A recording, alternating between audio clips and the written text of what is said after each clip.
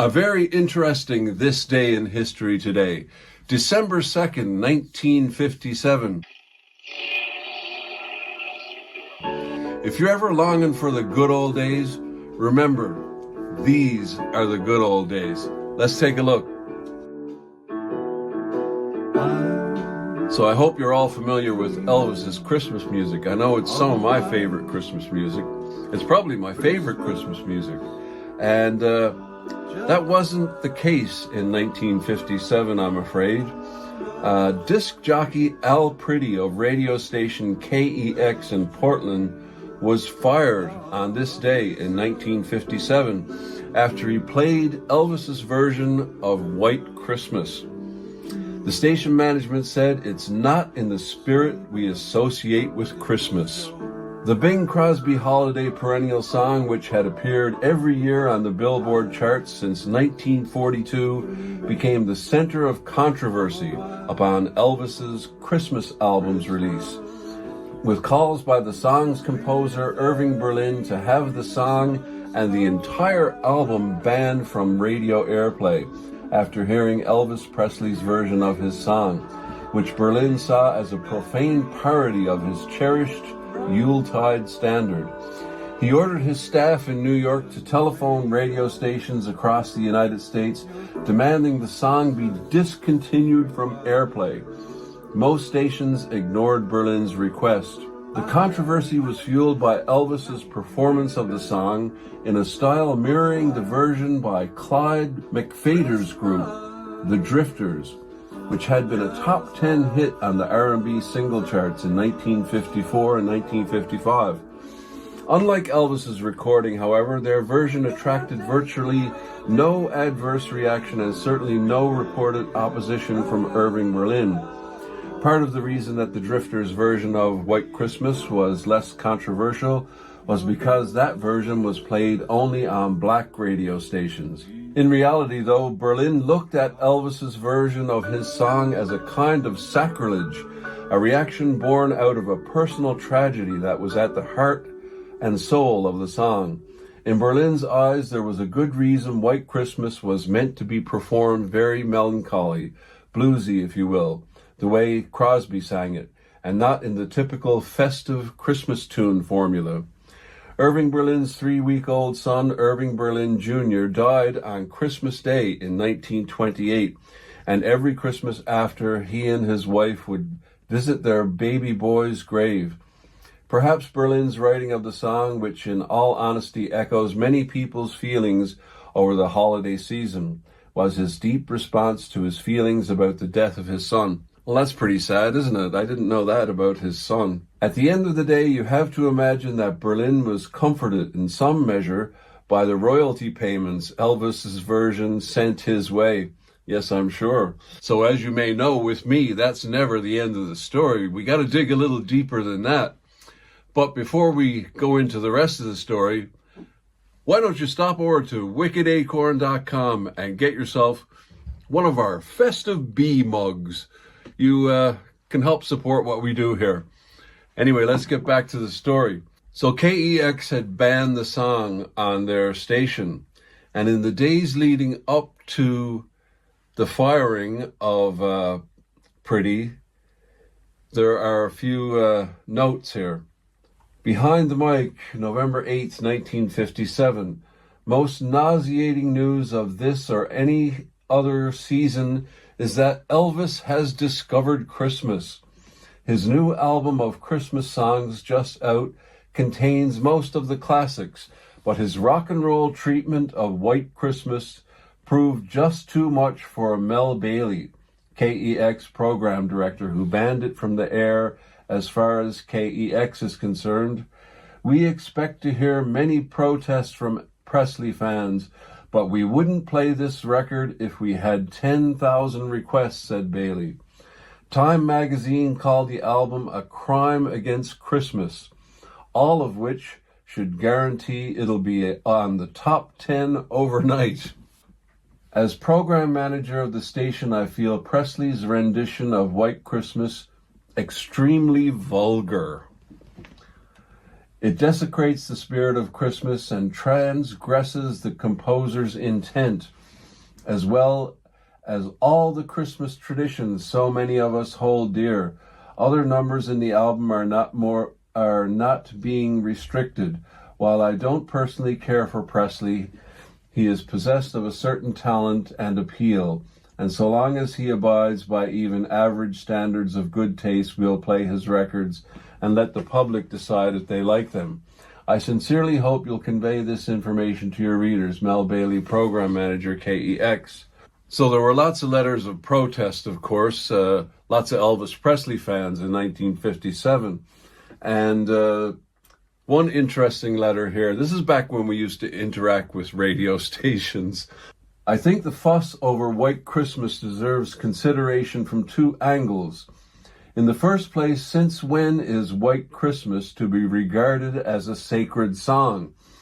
As I recall, the lyrics express the wish of a person in Southern California where it doesn't snow to recall childhood memories of a home further north where it did snow on Christmas. Is this what Christmas now means to us? Is this the measure of the depth of the spirit of our Christmas observance?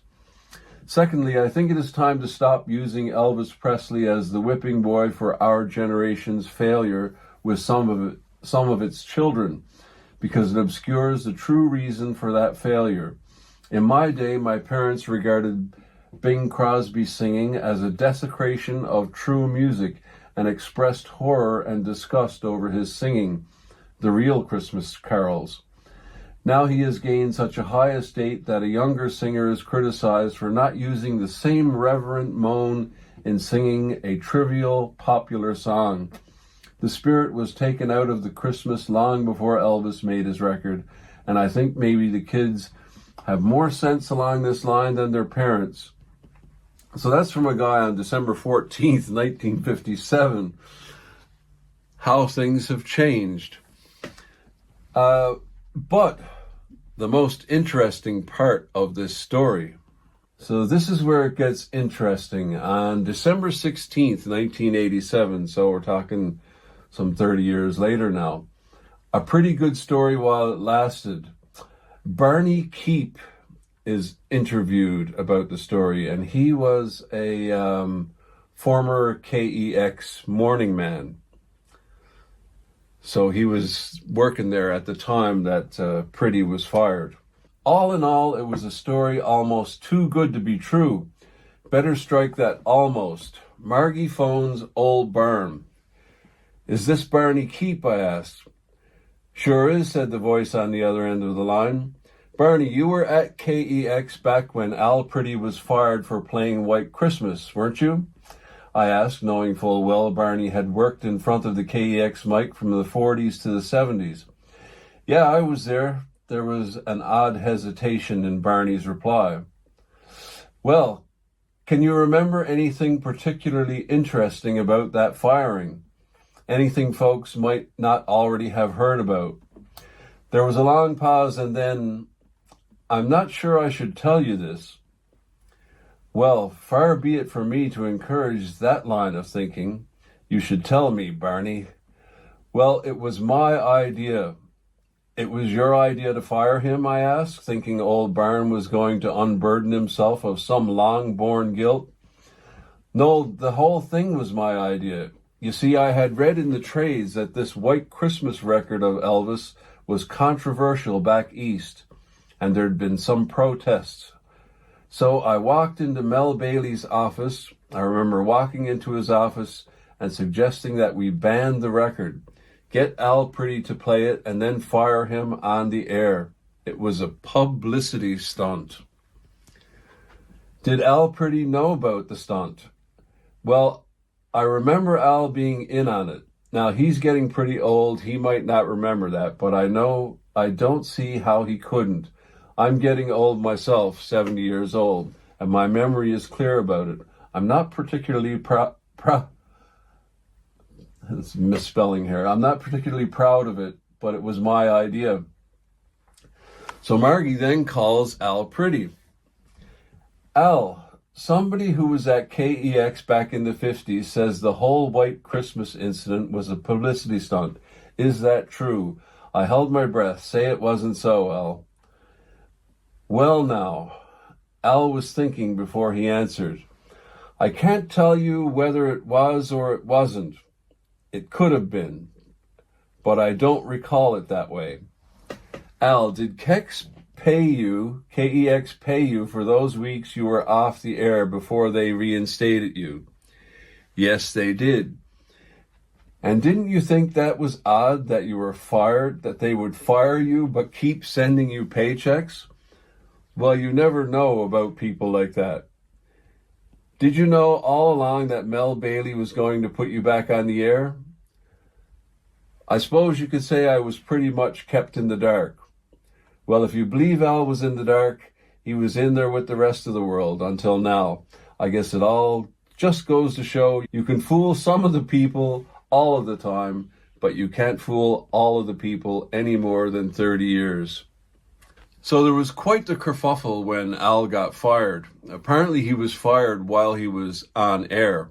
Not like on air, but I guess there was a record playing. Not White Christmas, although it may have been. He got fired while he was on air.